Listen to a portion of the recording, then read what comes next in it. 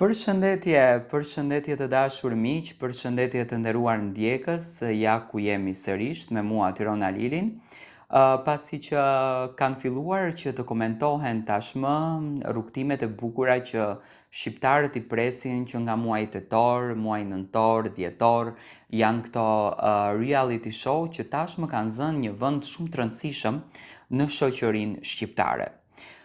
Më kanë pyetur shumë dhe vazhdojnë të më pyesin të jap mendimin tim kush do t'jenë dy opinionistët, sepse përflitet lart edhe poshtë që Arber Hajdari, siç duket, ka hequr dorë, nuk do t'jetë më pjesë e këtij pozicioni, ka bërë gjithë ato vite, a do t'jetë Arbri apo jo, domethënë publiku e ka një pikpyetje shumë të madhe. Arber Hajdari është një personazh që në fakt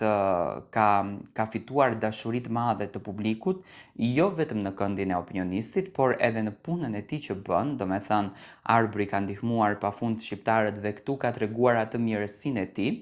por mendoj që në rolin e opinionistit Arbri u gjend shumë bukur. Gjithë ato vite në Big Brother, i ftuar në disa intervista, ka dhënë ca deklarata që duhet të ketë ndryshime, duhet të vinë opinionistë të rinj, duhet të vinë figura të reja, por publiku siç duket është lidhur aq fort me Arbrin, saqë vetëm forma se si Arbri e trajton Big Brotherin, vetëm forma se si Arbri e menaxhon Big Brotherin e bën këtë, domethënë, format që të jetë i veçantë edhe i bukur. Për mendimin tim,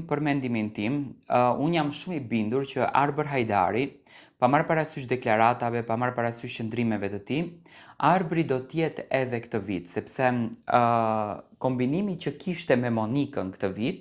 mendoj që ka qenë kombinimi më i bukur që ndonjëherë Arber Hajdari ka patur në Big Brother.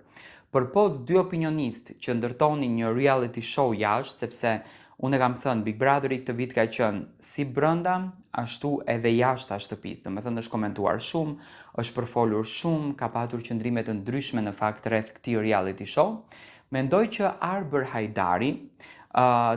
do t'jetë pjesë e këtij spektakli edhe këtë vit. A do t'jetë edhe Monika? Jam i bindur që po, sepse që të dy kanë një kimi shumë të bukur dhe i dhurojnë hi e shi këtij spektaklit, por një Big Brother pa Arber Hajdarin do t'ishte thjesht një reality show i cili do t'kishte mungesa dhe këto mungesa do t'dukeshin. Jo më kot është një reality show i suksesshëm sepse kombinimet e gjetura dhe pozicionet e gjetura e kanë bërë ideale këtë rrugtim dhe sot e kësaj dite bëhen virale thënjet opinionistëve, thënjet moderatorit dhe qëndrimet të ndryshme.